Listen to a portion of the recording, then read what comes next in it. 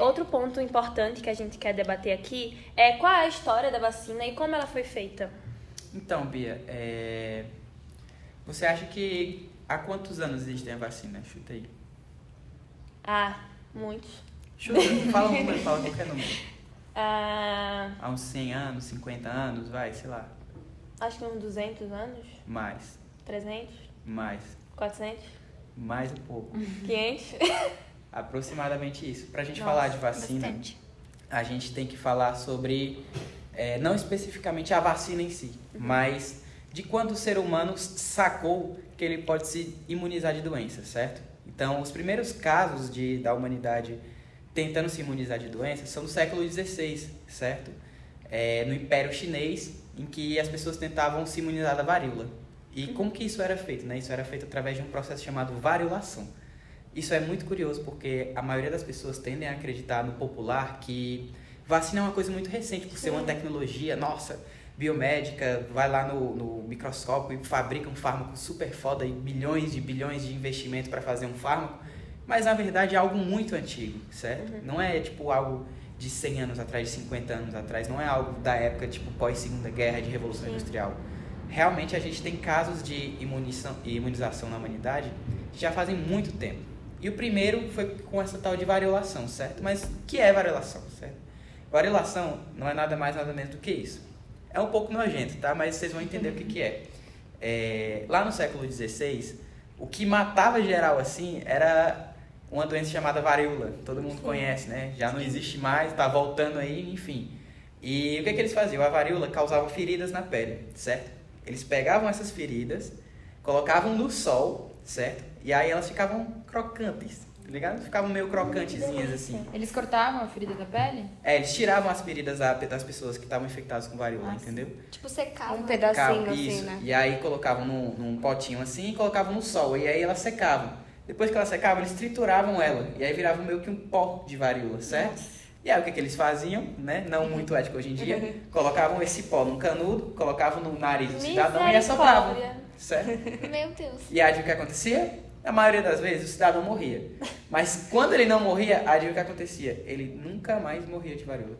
Nossa. Ele estava imunizado, certo? Que Era viagem. uma forma de você apresentar o corpo àquele antígeno.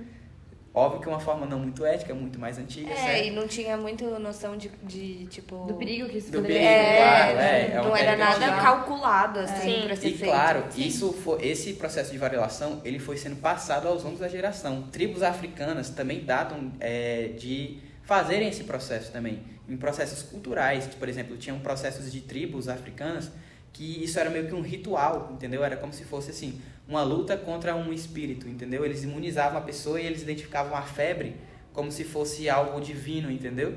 Então, e como que esse processo foi se espalhando para o mundo, certo? Como que esse processo chegou, por exemplo, na Europa, nos Estados Unidos?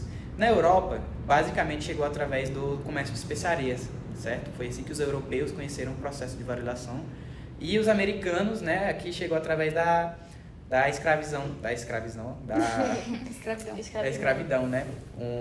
Um escravo negro foi levado para os Estados Unidos e apresentou o processo de variolação. E a gente pensa assim, meu Deus, mas será que eles tinham um olhar religioso sobre isso? Será que eles tinham um olhar meio assim, não, acho que isso é cultural? Não tinham, justamente porque o George Washington, durante a Guerra Civil Americana, ele ordenou que os seus exércitos inteiros, lá nos anos 1777, ele ordenou que os exércitos inteiros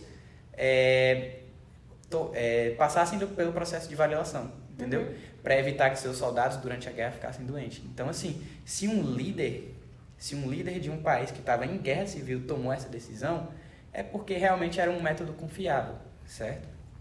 Mas realmente... Mas já tinha alguma evolução nesse método? Ainda era feito da mesma ele forma? ainda era feito de uma forma bem arcaica, certo? E era só contra a varíola? Era só contra a varíola, porque era a doença que mais matava na época. Entendi. Pode ser que fossem outras doenças que ainda não tinham sido descobertas, entendeu? Mas a principal era a varíola.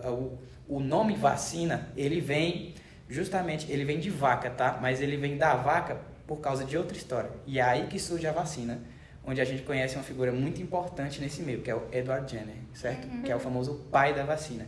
Ele é o criador da vacina.